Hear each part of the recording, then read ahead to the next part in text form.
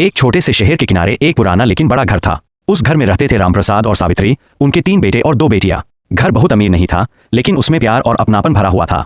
सबसे बड़ा बेटा मोहन था। मोहन बचपन से ही जिम्मेदार था। पिता की मदद करना, छोटे भाई बहनों का ख्याल रखना, यह सब उसके स्वभाव में था। शुरुआत की खुशियां समय आया और मोहन की शादी सीमा से हो गई। सीमा बहुत सीधी, मेहनती और परिवार को जोड़कर रखने वाली लड़की थी। शादी के बाद घर में जैसे खुशियों की बारिश हो गई। सीमा सुबह सबसे पहले उठती, माँ के साथ रसोई में हाथ बंटाती, सबका ख्याल रखती।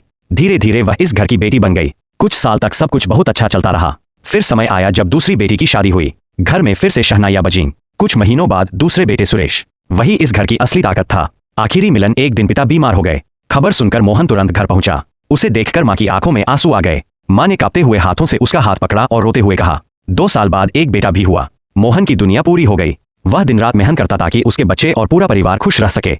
धीरे धीरे बदलता माहौल, लेकिन समय के साथ कुछ बदलने लगा। छोटी बहू पूजा को लगने लगा कि घर में मोहन और सीमा को ज्यादा महत्व मिलता है।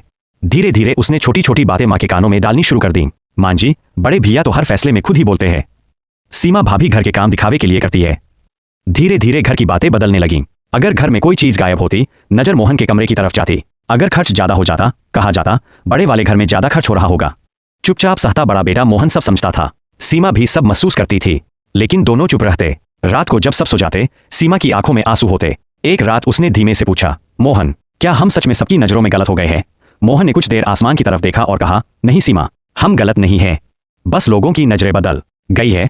दर्द का सबसे कठिन पल, धीरे धीरे हालात इतने बदल गए कि एक दिन घर में सबके सामने मोहन को ही गलत ठहरा दिया गया। माँ ने गुस्से में कहा, तुम्हें लगता है यह घर सिर्फ तुम्हारा है? मोहन के दिल पर जैसे किसी ने पत्थर रख दिया हो। जिस घर को उसने बचपन से संभाला, जिस परिवार के लिए उसने अपनी खुशियां छोड़ी, आज वही घर उसे पराया महसूस कराने लगा। अलग होने का फैसला। उस रात मोहन बहुत देर तक जागता रहा। सुबह उसने पिता के सामने हाथ जोड़कर कहा, पिताजी, शायद अब हमें अलग हो जाना चाहिए। इससे घर में शांति रहेगी। पिता चुप रहे। माँ भी कुछ नहीं बोली।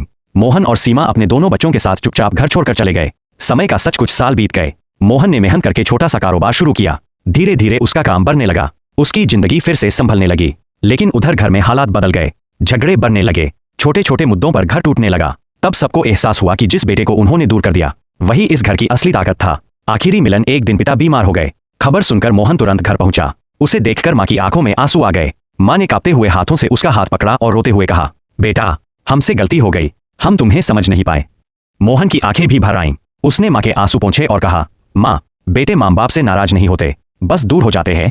उस दिन लेकिन उस सन्नाटे में एक सच सबको समझ आ गया, कभी कभी जिस इंसान को हम सबसे ज्यादा गलत समझते हैं, वही हमारे जीवन की सबसे मजबूत नींव होता है।